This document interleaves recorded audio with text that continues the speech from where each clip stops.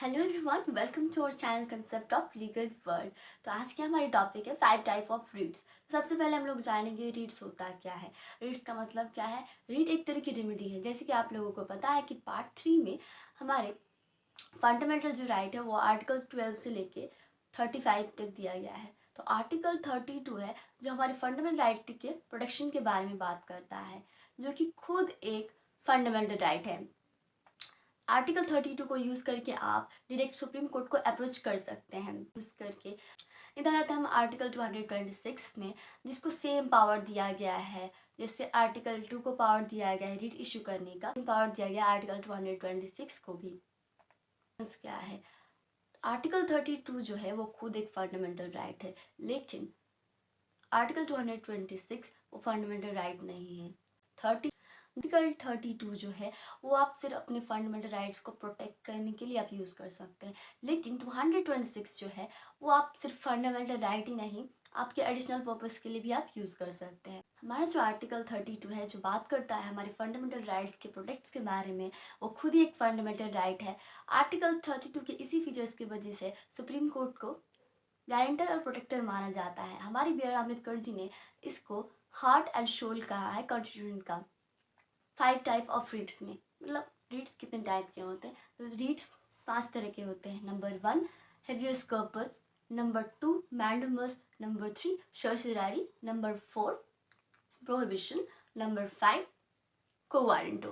तो चलिए स्टार्ट करते हैं। पहला जो है वो है हेवियस कॉर्पस, जो सबसे ज़्यादा और सबसे पावरफुल रीड है।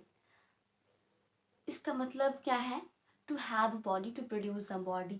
अगर किसी पर्सन को इलीगली डिटेन कर लिया गया हो, मतलब किसी अगर स्टेट किसी पर्सन को इलीगली डिटेन कर ले, तो वो पर्सन्स अपनी रिलीज के लिए वो खुद या उसके रिलेटिव्स हो या उसके फैमिली मेम्बर हो या उसके फ्रेंड्स हो, ये रीट अप्लाई कर सकता है।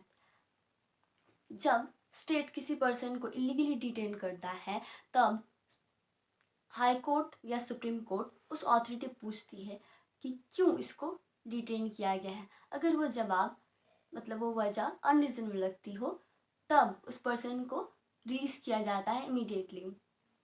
अब आते हैं रुदुल वर्सेस स्टेट ऑफ बिहार की केस में। इस केस में क्या हुआ था कि इस पर्सन को एक्स्ट्रा 14 साल की सज़ा मिली थी, जबकि उसने अपनी सज़ा कंप्लीट कर ली थी। तब ये रीट अप्लाई किया गया था और उस पर्सन को इमीडिएटली रिलीज किया गया और साथ ही साथ उसको एक्सटेम्पररी डैमेजेस भी दिया गया। अब नंबर 2 में आता है मैंडमस। मैंडमस का मतलब क्या है। मैंडमस का मतलब होता है विद कमांड। मैंडमस एक तरह की कमांड है, किसी भी पब्लिक ऑफिशियल को उसके पब्लिक ड्यूटी परफॉर्म करने के लिए कह सकते हैं। स्टैट्यूटरी, नॉन स्टैट्यूटरी, यूनिवर्सिटी, ये सब चीज़ में मैंडमस ये एक तरह का रिट है।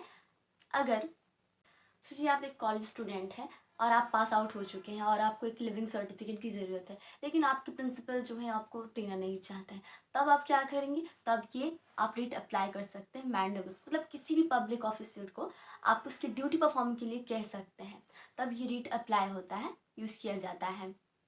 ओके, अब आते हैं नंबर 3 सर्सरारी। सर्सरारी का मतलब है टू बी सर्टिफाइड। मतलब इसका सुप्रीम कोर्ट हो या हाई कोर्ट हो, लोअर कोर्ट को कहता है कि वो अपना रिकॉर्ड सबमिट करे रिव्यू के लिए।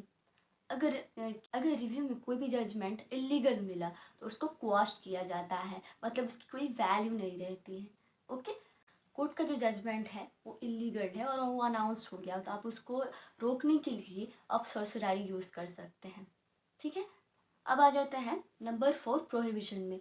प्रोहिबिशन का मतलब है टू फॉरबिड। ओके, मतलब जैसे आप सर्सरारी में समझे कि अगर आप मतलब जजमेंट अनाउंस हो जाता है, वो इलीगल है, आप उसको रोकना चाहते हैं, तब आप क्या फाइल करेंगे, सर्सरारी। इस केस में कुछ ऐसा ही है। ठीक है, आप प्रोहिबिशन में क्या करेंगे, अगर जजमेंट अनाउंस होने से पहले ही आप उसको रोकना चाहते हैं, तब आप प्रोहिबिशन यूज़ करते हैं। प्रिवेंट मतलब पहले ही। ठीक है, 5 को वारंटो। वारंटो हम लोग कब यूज़ करेंगे, सोचिए अगर आप कोई डिफेंस का एग्ज़ाम दिए हैं और आप एग्ज़ाम में पास भी हो गए हैं, लेकिन आपको पता है कि आपका कुछ हेल्थ इशू है और आप वहाँ पे बाय मिस्टेक सिलेक्ट भी हो जाते हैं, लेकिन बाद में पता चलता है कि आपका कुछ इशू है, तो अब आपको हटा दिया जाएगा क्या अप्लाई कर, को वारंट अप्लाई करके। तो चलिए और एक बार हम लोग रिकॉल कर लेते हैं। वन क्या था, हेवियस कर्पस। हम लोग कब यूज़ करते हैं, कोई भी जजमेंट अनाउंस हो गया है और वो इलीगल है, उसको रोकने के लिए हम लोग सर्शियरी यूज़ करते हैं। उसके बाद आता है प्रोहिबिशन। प्रोहिबिशन कब यूज़ करते हैं, अगर कोई भी जजमेंट अनाउंस होने से पहले हम लोग उसको रोकना चाहते हैं तो हम लोग प्रोहिबिशन यूज़ कर सकते हैं। अब हम कब वो तो क्वारंट हम लोग कब यूज़ करेंगे, कोई भी पर्सन उसके काम के लिए एलिजिबल नहीं हो, इनकैपेबल हो और बाद में पता चलता है कि वो इनकैपेबल है, तो हम लोग क्या यूज़ करेंगे, को वारंट हो।